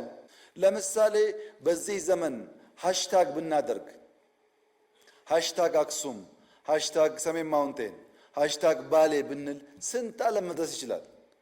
ሌላው ማዕድን ከፍተኛ ጠቀሜታ አለው። ኢትዮጵያ ውስጥ እንደ እርግማን ይቆጠር ነበረ። እንደ እርግማን የሚያስበውን እሳቤ ብሬክ አድርገነዋል። የለም አሁን እርግማን አይደለም። ነገር ግን ከፍተኛ የውጭ ምንዛሪ አምጥቶ ለመስፈንጠር ሊያግዘን ይችላል። ምን ከሆነ የማዕድን ሪሶርስ the resource is the property of the citizen ይባላል። ፕሮፐርቲው የማህበረሰቡ ነው። ማዕድን የሲቲዝኑ ሀብት ነው። ነገር ግን ማኔጅመንት ኦፍ ዘ ሪሶርስ ኢዝ ዘ ሪስፖንሲቢሊቲ ኦፍ ዘ ገቨርንመንት ነው። ማዕድን የዜጎች ሀብት ነው። የሚያስተዳድረው ግን መንግስት ነው። ለምን? ማዕድን ዩኒቨርሳል አይደለም። ውስን አላቂ አንድም ማህበረሰብ የሚያስፈነጥር ስለሆነ የህዝብ ሀብት ነው። የሚያስተዳድረው መንግስት ነው። የሚያነቃቃው ግን ሁለንተናዊ የኢኮኖሚክ እድገትን ማረጋገጥ ነው። ለምሳሌ ጋዝ ለኢንዱስትሪ ፊውል ነው። ማንኛውም ኢንዱስትሪ እንደ ፊውል ይጠቀመዋል ጋዝን። ለሶይል ምግብ ነው፣ ማዳበሪያ ነው። ሶይልን አፈርን በጋዝ አማካኝነት ካልመገብከው ሶይል አንተን አይመግብህም። ትሩ ጋዝ ሶይልን ፊት ያደርጋለህ። ሶይል ደግሞ ፕሮዳክቲቪቲ ያሳድጉ አንተን ፊት ያደርጋል። ይሄ የያዘ ሳይክል ነው። ሶስተኛ ለሃውስሆልድ ኢነርጂ ነው። ኮስት ኦፍ ሊቪንግ ይቀንሳል። ሎጂስቲክስ ይቀንሳል ዋጋ። የትራንስፖርት ሚንስ ያሳድጋል። ጠቀሜታው ብዙ ነው። ሌላው ማዕድን ይሄ ባህሪ ያለው። ታዲያ ምን እናድርግ? ማዕድንን እንዴት መጠቀም እንዳለብን ፕላን ማድረግ አለብን። ፕላን ስናደርግ ዲስከቨሪ እና ኤክስትራክሽን መለየት አለብን። ዲስከቨር የተደረገን የማዕድን ሀብት ኤክስትራክት ከማድረጋችን በፊት ጥንቅቅ ያለ ፕላን ያስፈልገናል። አላቂ ጠፊ ነው፣ ሊበላ ይችላል። አለ በቂ አይደለም። ያለውን ወደ ልማት ስንቀይር የተሟላ እቅድ ያስፈልገናል። አንዳንዱ ሚኔራል በጊዜ ውስጥ ውድና ተፈላጊ ይሆናል። ለምሳሌ ሬር ሚኔራልስ የሚባሉት ሊቲየምን ብቻ ብንወስድ የዛሬ 15 ዓመት ሊቲየም ምንም አልነበረም። ምንም አፈር በሉት። ዛሬ ሊቲየም የሁሉ ኮምፒውተር የሁሉ ኢነርጂ አንቀሳቃሽ ኤሌመንት ስለሆነ በ15 ዓመት በከፍተኛ ፍጥነት ተፈላጊነትና ዋጋው እያደገ መጥቷል። አሁን የማናውቀው የሆነ ሚኔራል በሆነ ጊዜ እንደዛ ሊሆን ይችላል። ዛሬ አታውቀውም ማለት ነገ አይፈለግም ማለት አይደለም። ስለዚህ ፕላኒንግ በጣም ክሪቲካል ነው ማለት ነው። ነገር ግን ይሄ ሴክተር ከሬጅ ይፈልጋል፣ ኤንዱራንስ ይፈልጋል። ሀብቱን ከመጠቀማችን በፊት ከፍተኛ ኬሬጅ እና ኤንዱራንስ ከሌለ አስቸጋሪ ነው። እንደ ሌሎቹ ዘርፎች ቀላል አይደለም። ካፒታል ኢንቴንሲቭ ነው። ሃይ ሪስክ አለው። ኢንቨስት አድርገህ ላታገኝ ትችላለህ። ሀብትህን ሎንግ ጁር ነው። ዛሬ ኢንቨስት አድርገህ ነገ አታገኝም። ይህን ተገንዝቦ የሚያውቅ ሴክተሩ የገባው ሀብት ያለው እውቀት ያለው ውስን ሰው ነው። ያን ውስን ሰው ሄድ ሃንት ማድረግ ይፈልጋል። ዛሬ እኛ ኤንድ ዩዘር ነን፣ አናመርትም፣ ላይገባን ይችላል። ልጆቻችን ሲያመርቱ ግን ያ ሀብት በጣም ክሪቲካል ነው የሚሆነው። ለዚያ ነገ ፈጠራን እንደሚያበረታታ ትልቅ ግብአት እንደሆነ አስበን ነው በእቅድና በእውቀት መጠቀም ያለብን። ለምሳሌ ወርቅ እንውሰድ። ወርቅ በ2012 ኢትዮጵያ ኤክስፖርት ያደረገችው 28 ሚሊዮን ዶላር ነው። 28 ባለፈው ዓመት ኤክስፖርት ያደረገችው 3 ቢሊዮን ዶላር ነው። በጥቂት ዓመታት ውስጥ ምን ያክል የማምረት አቅሙ እንዳደገ አስቡት። ጋዙም ፈርቲላይዘሩም ብረቱም ምናምን እየወጣ ሲሄድ ይሄ በልካል። ኢትዮጵያ ከርስ አይደለም ብቻ ሳይሆን የጋዝ የሰማችሁት ነው፣ የማዳበሪያ የሰማችሁት ነው፣ የመስታወት በቀደም አይታችኋል። መስታወት ካስጀመረች፣ ማዳበሪያ ካመረተች፣ ለትራንስፖርት ጋዝ ካወጣች፣ ኢነርጂ ካመረተች ጌታ ነች ማለት ነው። ጌቶች የምትባል ሀገር። ይሄ የውጭ ምንዛሪ ፍላጎታችንን ይገለብጠዋል። ስለዚህ ማይኒንግ በእቅድና በእውቀት መመራት አለበት። ክልሎች እና የማይኒንግ ሚኒስትሪ ጥንቃቄ ማድረግ ያለባችሁ ላይሰንስ ስትሰጡ ነው። አቅም ያላቸውን ለይተን አጥንተን፣ እንዲያ ካልሆነ ጥፋት ስለሚያስከትል ሚኒስትሪውም ክልሎችም ጥንቃቄ ያድርጉ። ትልቅ ሀብት ነው፣ እንጠቀምበት። ብልጽግናችን ለማስፈንጠር የሚያገለግል ቱል ይሆናል። ኢንዱስትሪ 3 ዓላማዎች አሉት።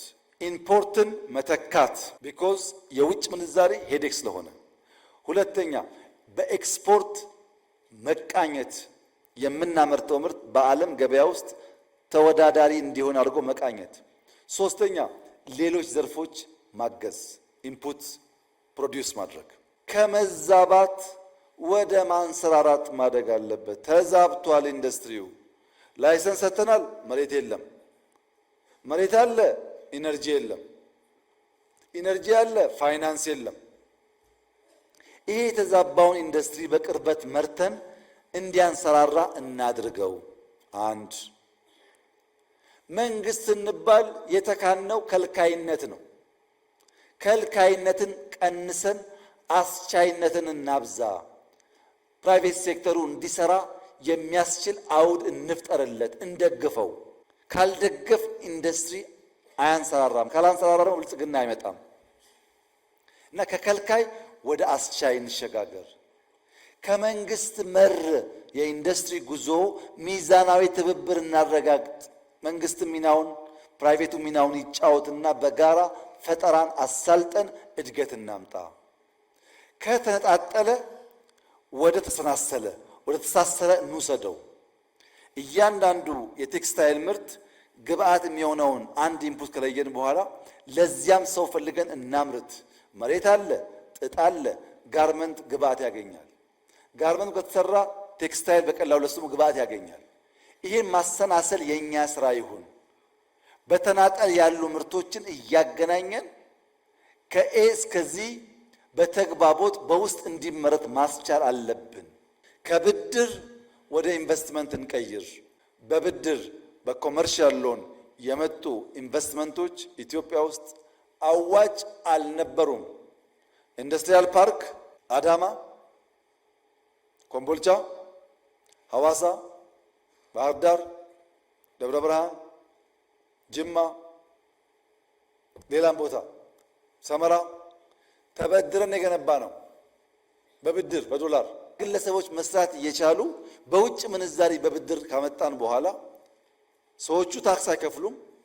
መንግስት ዕዳ እየቀፈቀፈ ለትውልድ ወረት ማኖር ሲገባን ዕዳ የምናቆይ ከምንሆን ፕራይቬት ሴክተሩን ብናግዝና ሀብቱ እንዲያወጣ ብናደርግ ለሀገር ዕዳ ሳናመጣ ከብድር ወደ ኢንቨስትመንት ሊያድግ ይችላል። በቅጡ መሬት ብናዘጋጅ፣ ኢነርጂ ብናቀርብ፣ ኢንፍራስትራክቸር ብናገናኝ፣ በሕግና ፖሊሲ ብንደግፍ፣ በፋይናንስ ብንደግፍ ኢንቨስትመንቱን መሳብ ይቻላል። ራሱ ፎሬን ዳይሬክት ኢንቨስትመንት አፕሮቻችን መቀየር አለበት። በመደዳው ኢንቨስትመንት ሳይሆን መርጠን የሚያግዘንን ሰው እናምጣ። ፕሮቴክሽን እናቁምና ጄቪ እናስፋፋ። ያን ብናደርግ ኢንዱስትሪው ይቀየራል። ኢንዱስትሪው ሴክተሮች ይቀይራል። ኢንዱስትሪው የኢትዮጵያን እድገት ያሳልጣል። የምንመኘውን ብልጽግና ያመጣል። ዲጂታል መታወቂያ፣ ሞባይል ባንኪንግ፣ ዘመናዊ ክፍያ ዘዴዎች ተጀማምረዋል። ታውቃላችሁ። ግን ልትገነዘቡ ፈልገው ነገር ኤአይ የሚባል ነገር፣ ኳንተም ሳይንስ የሚባል ነገር የሰው ልጆች እንዴት እንደሚኖሩ እንዴት እንደሚሰሩ ቱ ዘ ኤክስተንት እንዴት ኢማጂን እንደሚያደርጉ ሁሉ እየቀየረ ይገኛል። ብትፈልጉም ባትፈልጉም ቴክኖሎጂን ኤምብሬስ ማድረግ አለብን። ለምን?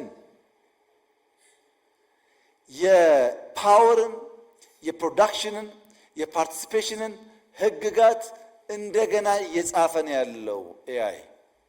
በአዲስ መልክ ፓወር እንዴት ኤክሰርሳይዝ እንደሚደረግ፣ ፕሮዳክሽን እንዴት እንደሚፋጠን፣ ተሳትፎ እንዴት እንደሚያድግ በአዲስ መልክ እየቀየረ ነው። ፋይዳ፣ ፓስፖርት፣ መሶብ፣ ሞባይል ባንኪንግ፣ ዘመናዊ ክፍያ ዘዴ፣ የከስተም ኦቶሜሽን፣ ገቢዎች፣ ኢፍሚስ በመላ በሀገር ውስጥ አቅም እየጎለበተ እያደገ መሄድ አለበት። አንዱ ታርጌት በኋላ አስቀምጣለሁ።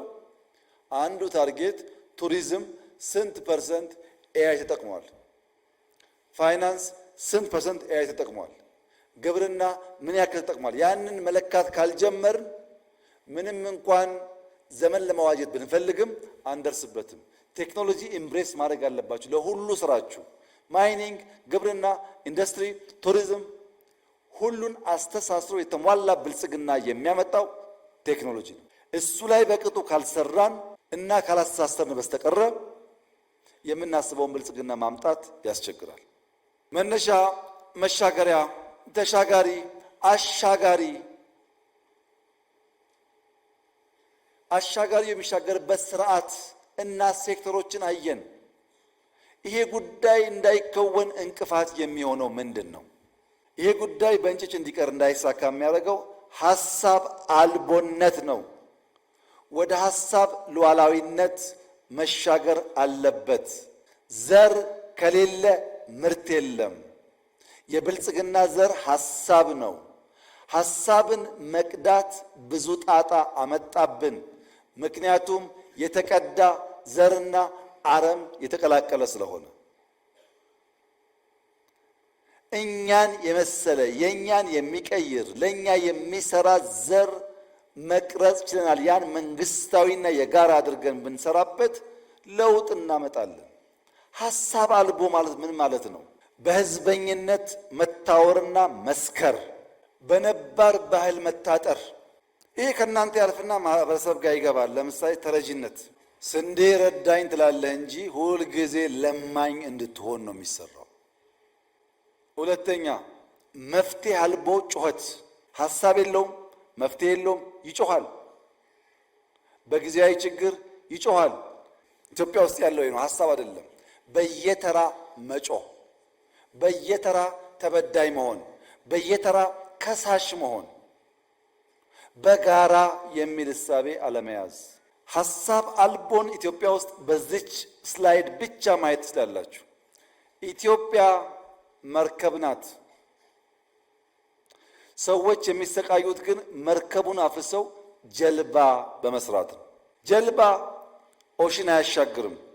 መርከብ ግን ኦሽን ያቋርጣል።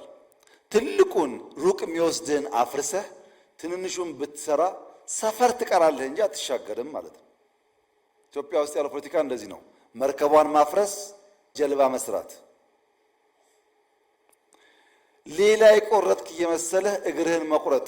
ተመልከቱ እዚህ ጋር ያለውን ዛፍ ቆራጩላ አንደኛውን እግር ይቆርጣል። ቀይ ባህር ለኢትዮጵያ ያስፈልጋትም ባይ ማለት ነው።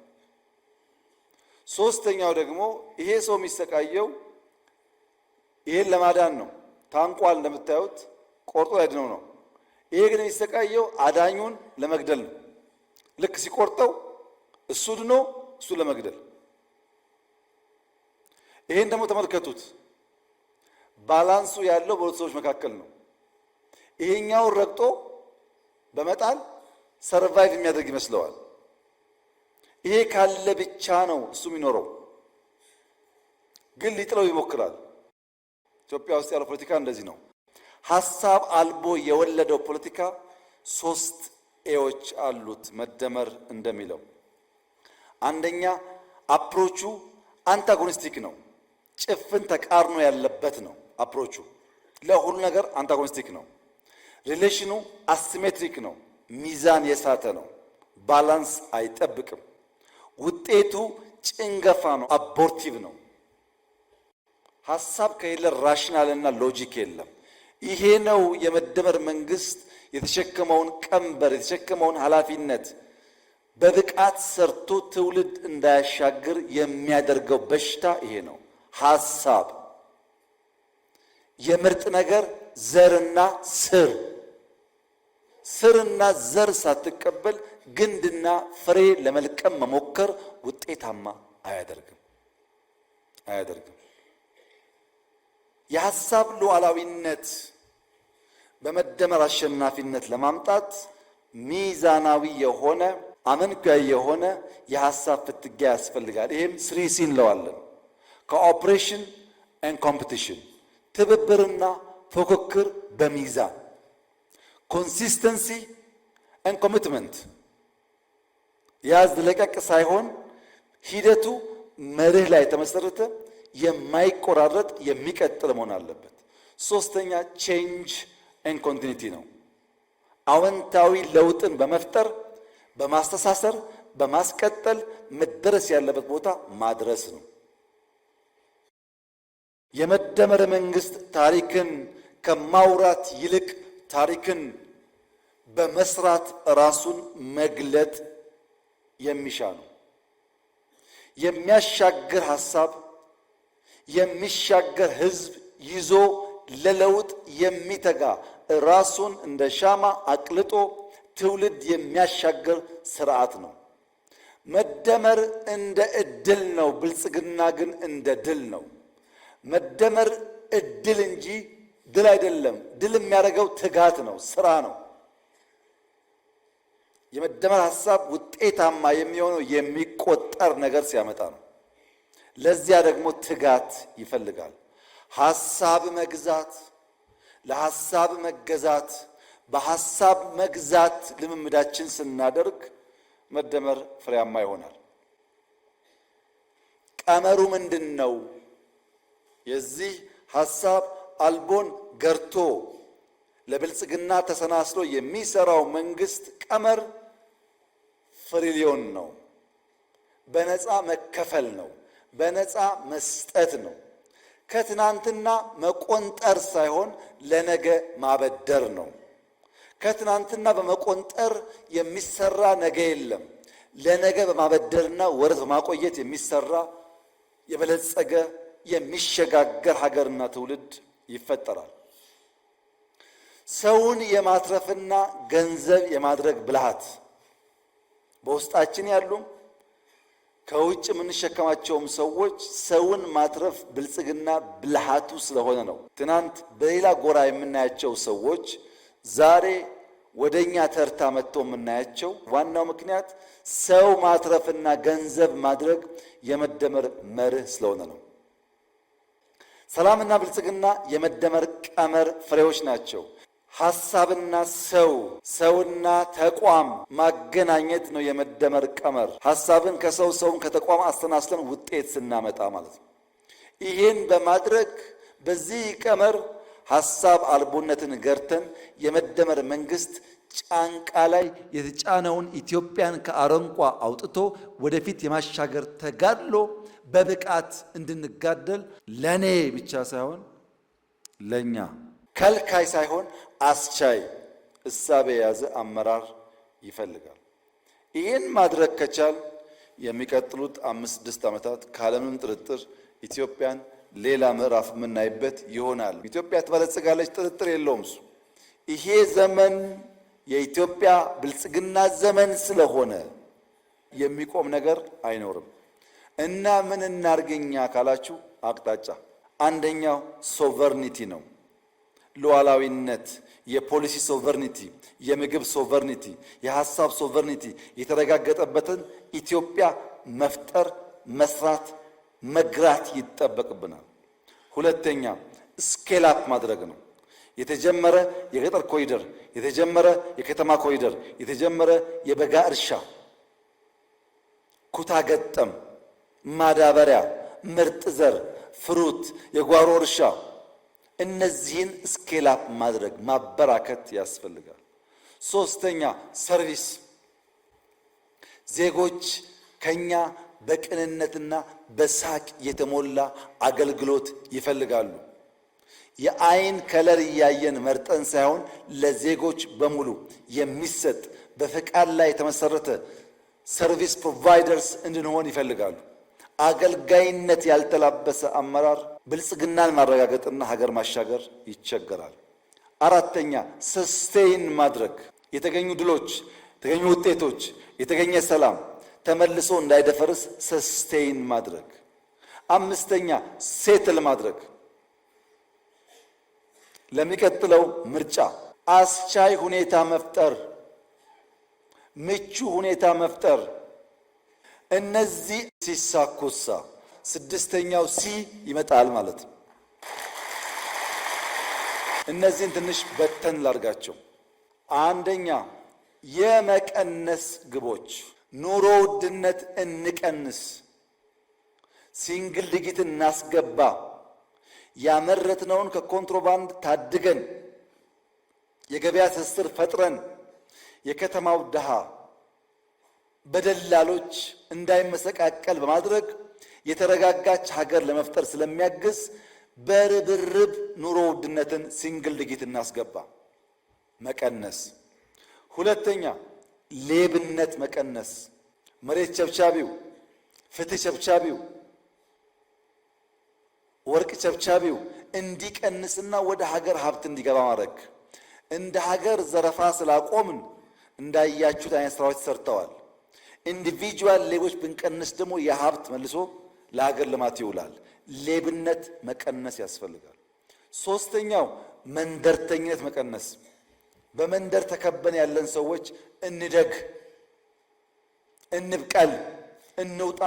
በመንደር ታጥረን ከቀረን ብልጽግናን አናረጋግጥም፣ እንቆራቆዛለን። ከመንደር ሳቤ ከወረደ ሳቤ ያለውን አመለካከት እንቀንስ። አራተኛ ጠባቂነት እንቀንስ። እነዚህ የመቀነስ ግቦች ናቸው። የዜሮ ግቦች ደግሞ አሉ። የቅድሙ መቀነስ ነው።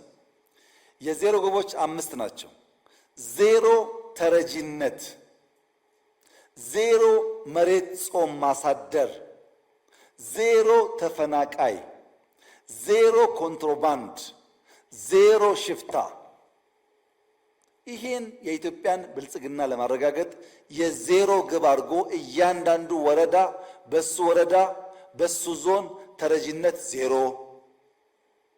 የማይታረስ መሬት ዜሮ፣ የሚፈናቀል ዜጋ ዜሮ፣ ኮንትሮባንድ ዜሮ፣ ሽፍታ፣ ሌባ፣ አጭበርባሪ ዜሮ ካደረገ እንድናድግ ያግዛል። ማን? እያንዳንዱ ወረዳ የራሱን።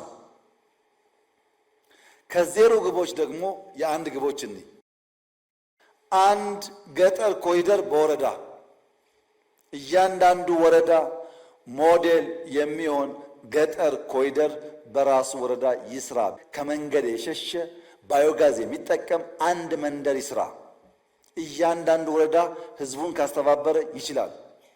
በወረዳ አንድ የገጠር ኮሪደር፣ እያንዳንዱ ወረዳ አንድ የምርት ማከማቻ በወረዳ ይስራ። ይህ ምርት ማከማቻ የግድ ህንፃ መሆን የለበትም። የግድ ትልቅ መሆን የለበትም። ቢያንስ ግን እያንዳንዱ ወረዳ ከሚመረት ምርት እንዳይባክን ማከማቻ በየወረዳው ይስራ። በቆሎ የሚያመርት ለበቆሎ፣ የሰሊጥ ለሰሊጥ፣ የኑግ ለኑግ፣ የስንዴ ለስንዴ፣ የሩዝ ለሩዝ ማከማቻ ለወረዳው የችግር ጊዜ የሚሆን ድሮ ወላጆቻችን የክፉ ቀን የሚሉት ማለት ነው። እሱን እንገንባ። ከተረፈስ ለገበያ እናውጠዋለን፣ ወደ ሌላ ወረዳ፣ ወደ ሌላ ከተማ። እያንዳንዱ ወረዳ አንድ ኮሪደር፣ አንድ የምርት ማከማቻ ቢሰራ፣ እያንዳንዱ ዞን አንድ የቱሪስት መዳረሻ ቢሰራ፣ ያ የቱሪስት መዳረሻ ጎርጎራን ማከል የለበትም፣ ወንጪን ማከል የለበትም። ፋውንቴን ካለ ግድ የለም ቡና መጠጫ ብቻ በጎጆ በድንጋይ በኮብልስቶን ወኮይ ስራበት፣ ጠብቀው። ሞር ስታገኝ ሞር የሚያይ ሲመጣ ይሰፋል። ግን ቢያንስ ባንተ ዞን አንድ ሰዎች ሄደው የሚያርፉበት፣ ያ የሚያርፈው ሰው የግድ ከሌላ ዞን አይደለም፣ ካንተው ወረዳ በዞናቸው ብዙ ወጪ ሳይወጡ የሚያዩበት ቦታ መስራት። ለምሳሌ ልክ እንደ አንበርቾ የሰሩት እዛ ያለው ከንቲባ የሰራው አስደናቂ ስራ ነው። እዛ አካባቢ ያለ ሰው ይዝናናበታል። እናንተ ብትሄዱ መጥፎ ነገር አይደለም። የተሰራው ግን በከንቲባው በዞን አመራር ጥረትና በህዝብ ብቻ ነው። አንድ በዞን የቱሪስት መዳረሻ፣ አንድ የእንስሳት ጤና ማዕከል በአርብቶ አደር ዞን፣ አርብቶ አደር ዞን ላይ አንድ የእንስሳት ጤና ማዕከል መገንባት፣ አንዳንድ በወረዳ አንዳንድ በዞን ማለት ነው። አንድ የመሶብ አገልግሎት በከተማ ከተሞች ደግሞ አንድ የሽያጭ ማዕከል በከተማ ሽያጭ ማዕከልና መሶብ ከሰራ፣ ዞን አርብቶ አደር ከሆነ የእንስሳት ጤና ማዕከል፣ አርሶ አደር ከሆነ የቱሪስት መዳረሻ፣ ወረዳ ገጠር ኮሪደር፣ የምርት ማከማቻ፣ ክልል ጋር ሲደርስ ግን አንድ ስትራቴጂክ ኢንቨስትመንት በክልል የሆነ ሰው ሀንት አድርገን ስትራቴጂክ የሆነ ኢንቨስትመንት የክልሉን ነገር የሚቀይር ኢንቨስትመንት ማምጣት። 20 አያስፈልግም። አንድ አግሮ ፕሮሰሲንግ ማዕከል በክልል መገንባት። አግሮ ፕሮሰሲንግ የግድ ትልቅ መሆን የለበትም።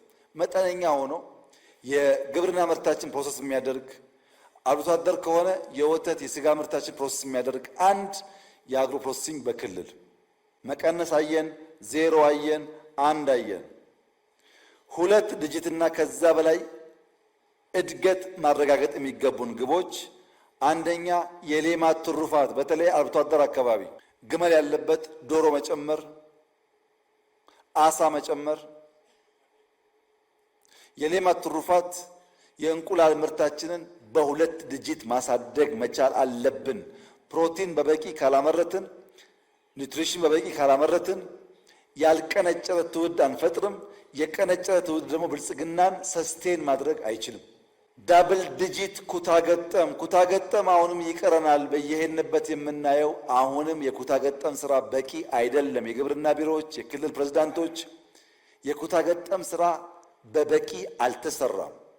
ቢያንስ ዳብል ዲጂት ግሮዝ ያስፈልገዋል። ለምን? እሱን ስናሳካ ምርታማነት ስለሚያድግ። 3ኛ የበጋ እርሻ ቢያንስ 10% ቢያንስ ነው። የበጋ እርሻ ጦም ባደሩ መሬቶች ማስፋት፣ በፓምፕ በመጠነኛ ኢሪጌሽን ማብዛት ካልቻል ሰው እየጨመረ ስለሆነ የአሁኑ ምርት በቂ አይደለም። 4ኛ ኢንዱስትሪ የቆመ በማስነሳት በውስን አቅም የሚሰራው አቅም በማሳደግ አዳዲስ በመጨመር ቢያንስ 10% እና ከዚያ በላይ ግሮዝ ማረጋገጥ አለብን። ኢንዱስትሪ ጋር ተጠግተን ችግሩን ፈተን አግዘን እድገት ከደብል ዲጂት ላይ ማረጋገጥ አለብን። 5ኛ ማዕድን ከፍተኛ ፖቴንሻል በየቦታው አለ። ይሄ ፖቴንሻል በአርቲዚያን መልክ በኮንትሮባንድ እንዳይወጣ ቢያንስ 10% ማደግ አለበት። ወርቅም ይሁን ፖታሽም ይሁን ታንታለም ይሁን ሊቲየም ይሁን ማንኛውም የማዕድን ውጤት 10% አድጎ የኢትዮጵያን ብልጽግና እንዲያረጋግጥ ማስቻል አለብን። ይሄ ተደምሮ የ10% እና ከዚያ በላይ የጂዲፒ እድገት መረጋገጥ አለበት እንደ ሀገር ማለት ነው። እያንዳንዱ ዞን 10% ግሮዝ፣ እያንዳንዱ ክልል 10% ካለ እንደ ሀገር አስተናስለን ላቅ ያለ እድገት እናመጣለን። ቀጥሎ የ100% ግቦች ናቸው። የ100% እድገት አንደኛ ፋይዳ መታወቂያ 100% መዳረስ አለበት። ወረዳ፣ ዞን፣ ቀበሌ፣ ክልል አግዛችሁ ዜጎቻችንን ለይተን ማወቅ አለብን። እያንዳንዱ ወረዳና ዞን ሜክ ሹር በበቂ ደረጃ ፋይዳ መሰራጨቱን በእናንተ ወረዳ 100%። 5 ሚሊዮን ኮደርስ በጣም ክሪቲካል ስራ ነው። 100% መሳካት አለበት። ሶስተኛ የተጀመረ ኮሪደር በገጠርም በከተማም በተሟላ ማለቅ አለበት። 100% ጀምረን የምንተው ጀምረን ነካክተን የምንተው ሳንሆን የምንጨርስ መሆን አለብን። አዲስ ለመጀመር የጀመርናቸውን በገጠርና ከተማ ኮሪደሮች 100% ማሳካት። አራተኛ የገበታ ለትውልድ ፕሮጀክቶች 100% ተጠናቀው ሰርቪስ ፕሮቫይድ ማድረግ አለባቸው። ከገራ አልታ እስከ አርባ ምንጭ፣ ከጅማ እስከ ሸበሌ፣ ከፓልም እስከ ደንቢ ያሉ የገበታ ለሀገር ስራዎች 100% ተጠናቀው ሰርቪስ ፕሮቫይድ ማድረግ አለባቸው። ሌላ 100% የምርጫ ምቹነት ማረጋገጥ አለብን። ሰላም የለም ምርጫ አያስፈልግም ምናምን የሚባል ነገር ስርዓት መንግስት ለማዳከም ለማፍረስ እንደ ኢንትሪ ፖይንት የሚሰራ ስለሆነ እያንዳንዱ ወረዳ፣ ዞን፣ ክልል ራስን መፈተሽ ያለብህ ሌጂቲሜት ለመሆን ምርጫ ዴሞክራሲያዊ ለሁሉም ኃይሎች አስቻይ እንዲሆን መስራት ነው። ውድድሩን ብቁ ካደረግን በሐሳብ ልቀን ለመመረጥ ሰፊ እድል አለን። ያ እድል የሚበላሸው አስቻይ ምቹ ሁኔታ መፍጠር ካቃተን ነው። የመጨረሻው የሲቪል ሰርቪስ ሪፎርም በየደረጃ 100% ተከውኖ በኦሮሚያ ያያችሁት የቀበሌ ሰርቪስ የመስጠት ስርዓት በኦሮሚያም ሰፍቶና አድጎ በሌሎቻችሁም ተጀምሮ የሲቪል ሰርቪስ ስርዓታችን 100% መሟላት አለበት። ቀነስን፣ 0 አልን፣ 1 አልን፣ 10 አልን፣ 100 አልን። አሁንስ ለውጥ የሚያስፈልግባቸው ኤሪያስ አንደኛ የአመራር ለውጥ። የአመራር እሳቤ ለዓላማ የተገዛ በዓላማ የሚሰራ ክሊክ የማይሰበስብ የሚሰራ የሚያበረታታ ከቢሮ ወጥቶ የሚሰራ የማይኮፈስ የአመራር ቲንኪንግ አቲቲዩድ አሰራር ለውጥ ያስፈልጋል። ሁለተኛ የተቋም ለውጥ። አመራር ብቻ ሳይሆን ተቋሞቻችን የተሰጣቸውን ተልዕኮ ለመከወን የሚያስችል ለውጥ ያስፈልጋቸዋል። የተሰሩ ሪፎርሞች፣ ስልጠናዎች፣ ስራዎች በተጨባጭ በተቋም ፍሬ መታየት አለባቸው። ሶስተኛ የባህል ለውጥ። ምቀኝነት፣ ሸረኝነት፣ መንደርተኝነት፣ ቅናት፣ አለመስራት፣ አለመትጋት አደገኛ ባህል ናቸው። ይቀነሱ፣ ይለወጡ፣ ይሻሻሉ።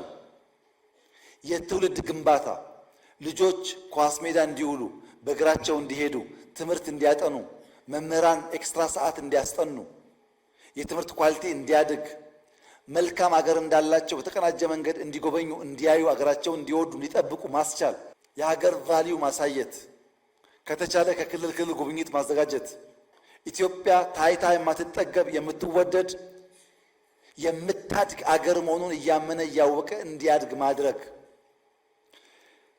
ሌላ ኤአይ አጠቃቀም። እያንዳንዱ ተቋም ጤና፣ ትምህርት፣ ኢንዱስትሪ፣ ግብርና፣ ሁሉም ሴክተር ስንት ፐርሰንት ኤአይ ተጠቀምኩ የሚል እንደ ግብ ማስቀመጥ አለበት። የኤአይ አጠቃቀማችን ካላደገ የምናስበውን ትራንስፎርሜሽን ትስስር አናመጣም። ሁሉም በዘርፉ ግብ ይዞ ማሳካትን ተልዕኮ ማድረግ አለበት። ሲጠቀለል መደመር ትውልድን ወደ ብልጽግና የሚያደርስ መንገድ ነው። የመደመር መንግስት ለሀገር ብልጽግና ባላደራ ሆኖ ብዙ ተሸክሞ ብዙ ደክሞ ብዙ ተክቶ የማሸጋገር ኃላፊነት ያለበት መንግስት ነው። አሻጋሪ መሆን ከፍተኛ ኃላፊነት ነው። ወደን ፈቅደን ፈልገን የምንሸከመው ኃላፊነት ነው። አሻጋሪዎች መድከም፣ መቁሰል፣ መሰደብ፣ መጎሳቆል ሊኖር ይችላል። ግባችሁ ማሻገር ብቻ መሆን አለበት። ፈተናው ከባድ ነው። ካሳካችሁት ግን ፍሬው ጣፋጭ ነው። በፈጠራና ፍጥነት ጥራትንና ብዛትን እውን ለማድረግ መትጋት ነው የመደመር መንግስት ቁልፍ ስራ። በብዝሃ ዘርፍ ትስስር እያንዳንዱ ዘርፍ አንደኛው ለአንደኛው ኢንፑት ግብዓት እየሆነ አንደኛውን እየደገፈ ወደ ስልጣኔ የምናደርገውን ጉዞ የሚያፋጥን መሆን አለበት። የሚቆም ጎማ፣ ወደ ኋላ የሚሽከረከር ጎማ፣ ሳይዙ አብጦ ሌላ የሚያቀጭጭ ጎማ ሳይሆን ተመጣጥኖ ተለካክቶ ወደ አንድ አቅጣጫ በእኩል ተሞ ብልጽግናን በየቀኑ እውን ለማድረግ የሚተጋ መሆን አለበት። የሐሳብ ሉዓላዊነት፣ ሐሳብን እንደ ዘር እንደ መነሾ መውሰድ የብልጽግና መሰረት ነው።